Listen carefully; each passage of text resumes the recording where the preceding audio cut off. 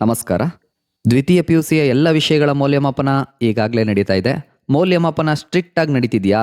ಯಾವುದಾದರೂ ವಿಷಯಕ್ಕೆ grace marks ಕೊಡ್ತಿದ್ದಾರಾ? ಮೌಲ್ಯಮಾಪನ ಯಾವಾಗ ಮುಕ್ತಾಯ ಆಗುತ್ತೆ? ಈ ಎಲ್ಲ ಅಪ್ಡೇಟ್ಗಾಗಿ ಈ ವಿಡಿಯೋ. ಈ ಮಾಹಿತಿಯನ್ನು ತಿಳಿಸ್ಲಿಕ್ಕೂ ಮುಂಚೆ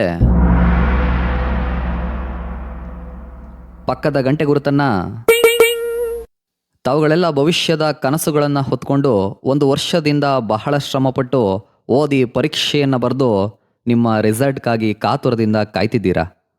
ನಿಮ್ಗಳ ಉತ್ತರ ಪತ್ರಿಕೆಯ ಮೌಲ್ಯಮಾಪನ ಇಲಾಖೆಯ ಆದೇಶದ ಮೇರೆಗೆ ಪಾರದರ್ಶಕವಾಗಿಯೇ ನಡೀತಿದೆ.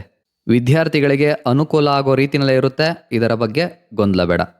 ಇನ್ನು ತಾವೆಲ್ಲ ಕಾಯ್ತಿರ್ತಕ್ಕಂಥದ್ದು ಈ ಬಾರಿ ಗ್ರೇಸ್ ಮಾರ್ಕ್ಸ್ ಇದೆಯಾ ಅಥವಾ ಇಲ್ವಾ ಈ ವಿಚಾರವನ್ನು ತಿಳ್ಕೊಳ್ಳಿಕ್ಕೆ ತಾನೆ. ಕಳೆದ ವರ್ಷ 2 ವಿಷಯಗಳಿಗೆ ಗ್ರೇಸ್ ಮಾರ್ಕ್ಸ್ ಅನ್ನು ನೀಡಲಾಗಿತ್ತು. ಕೆಮಿಸ್ಟ್ರಿಯಲ್ಲಿ ಗ್ರೇಸ್ ಮಾರ್ಕ್ಸ್ ಕೊಡ್ತಾರಂತೆ ನಮ್ಮ ಸರ್ ಹೇಳ್ತಿದ್ರು, ನಮ್ಮ ಫ್ರೆಂಡ್ಸ್ ಹೇಳ್ತಿದ್ರು ಅಂತ ಕೆಲವರು ಕೇಳಿದ ಕಾರಣದಿಂದ ಈ ಮಾಹಿತಿಯನ್ನು ತಮಗೆ ತಿಳಿಸ್ತಿದ್ದೀನಿ. ಈ ಬಾರಿಯ ದ್ವಿತೀಯ PUCಯ ಎಲ್ಲ ವಿಷಯಗಳ ಪ್ರಶ್ನೆ ಪತ್ರಿಕೆಗಳು ಮಾದರಿ ಪ್ರಶ್ನೆ ಪತ್ರಿಕೆಯ ಆಧಾರದ ಮೇಲೆ ಮತ್ತು ನೀಲಿನಕ್ಷೆಯ ಪ್ರಕಾರವೇ ತಯಾರಾಗಿತ್ತು.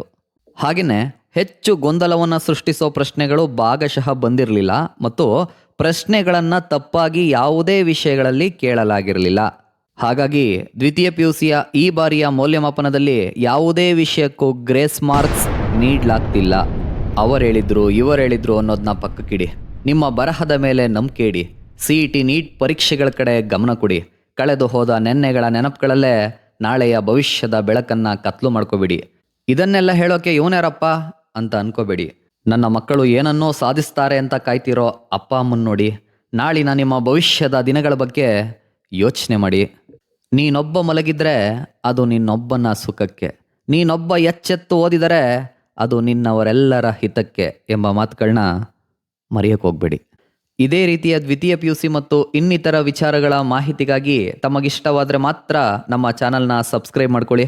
ಹೊಸ ವಿಡಿಯೋಗಳ ನೋಟಿಫಿಕೇಷನ್ಗಾಗಿ ಪಕ್ಕದ ಗಂಟೆ ಗುರುತನ್ನು ಒತ್ತಿ. ಸಿಗೋಣ ಮತ್ತೆ. ನಮಸ್ಕಾರ.